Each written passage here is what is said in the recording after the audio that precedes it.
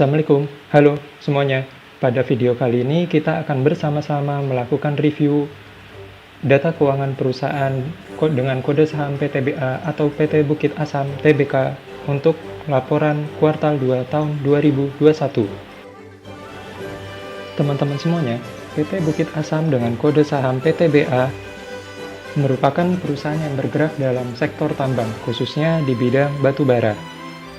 Perusahaan melakukan kegiatan operasional baik dari hilir dengan memiliki beberapa konsesi pertambangan batu bara yang tersebar di wilayah Sumatera Selatan dan sebagian di wilayah Sumatera Barat. Selain melakukan kegiatan penambangan batu bara,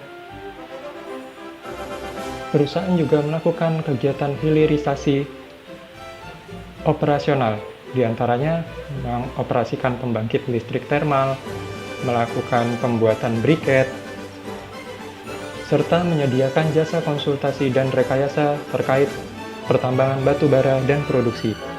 Teman-teman semuanya, komposisi pemegang saham perusahaan dipegang 65,93% oleh PT Indonesia Asahan Aluminium atau biasa disebut sebagai Inalum, serta 31,15% dipegang oleh masyarakat dan sisanya disimpan dalam bentuk saham treasury. Teman-teman semuanya, berikut merupakan grafik EPS perseroan dari tahun 2012 hingga 2021. Dapat kita lihat ya teman-teman semuanya, pertumbuhan earning per share atau laba per lembar saham dengan kode saham PTBA ini cenderung fluktuatif ya teman-teman semuanya. Pada tahun 2012, earning per share perusahaan sebesar Rp251,73 dan tahun 2016 hingga tahun 2018 mengalami pertumbuhan dari laba per lembar saham perusahaan. Namun, semenjak tahun 2018 hingga tahun 2020, laba yang dihasilkan perusahaan mengalami penurunan. Hal ini disebabkan karena penurunan harga batu bara acuan dunia. Nah, teman-teman, berdasarkan data keuangan yang dipublikasikan perseroan terbaru hingga kuartal 2 tahun 2021, perusahaan mengalami kenaikan laba. Tercatat pada kuartal 2 tahun 2020, laba yang dihasilkan perusahaan sebesar Rp115 dan tahun 2021 kuartal 2 sebesar Rp159 dan diestimasikan pada kuartal 4 2021 nanti EPS yang dihasilkan PTBA diestimasikan sebesar Rp249. Nah, teman-teman, jika digunakan dengan rumus metode CAGR untuk menghitung tingkat pertumbuhan perusahaan dari tahun 2013 hingga diestimasikan tahun 2021, perusahaan cenderung memiliki tingkat pertumbuhan sebesar 5%. Nah, teman-teman, pada slide berikut merupakan data dari aset PTBA. Tercatat pada tahun 2012, aset yang dimiliki PTBA sebesar 12,73 triliun dan diestimasikan pada kuartal 4 tahun 2021 nanti sebesar 28,63 triliun. Nah, selanjutnya dari tabel berikut merupakan tampilan dari hutang PTBA dari tahun 2012 hingga diestimasikan tahun 2021.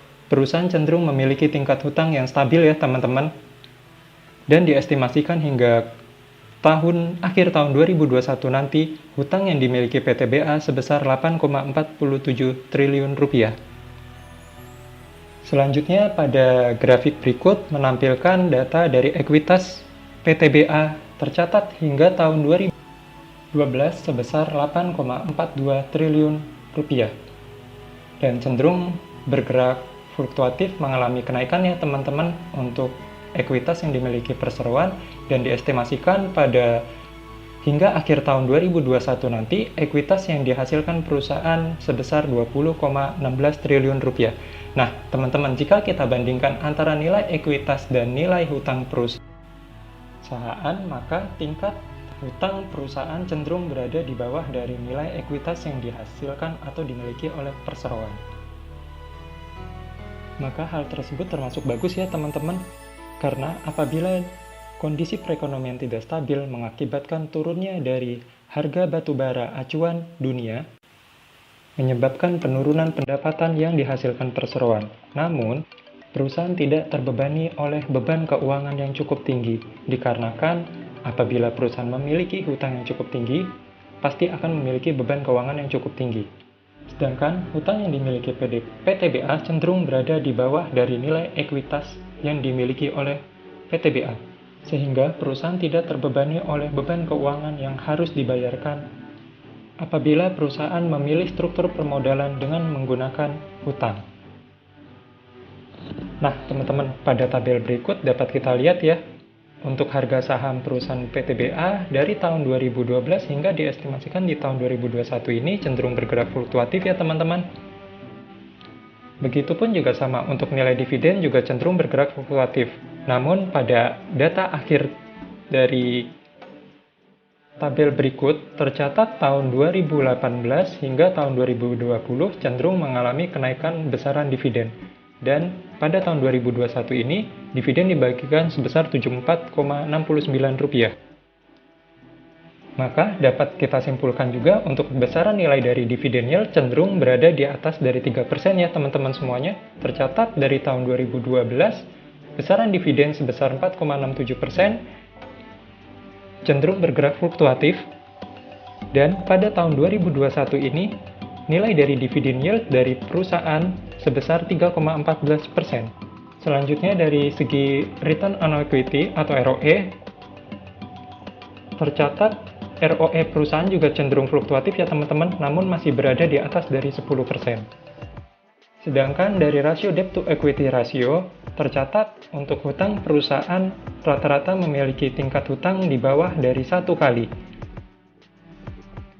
Nah, sedangkan dari segi rasio price to earning ratio, tercatat bergerak fluktuatif ya teman-teman. Dan pada tahun 2021 ini, sebesar 9,56 kali.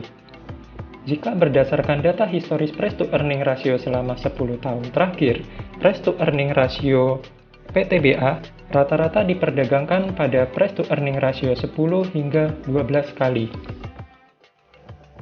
Maka, apabila diasumsikan dengan menggunakan estimasi EPS pada tahun 2021 ini sebesar Rp249, maka harga wajar saham perusahaan PTBA sebesar Rp2.980 atau dibulatkan sebesar Rp3.000. Hingga dengan terakhir video ini dibuat pada bulan September tahun 2021, harga saham PTBA cenderung diperdagangkan di kisaran harga Rp2.100 hingga Rp2.350 ya per teman-teman. Maka dapat diasumsikan saham PTBA cenderung tergolong saham yang under value.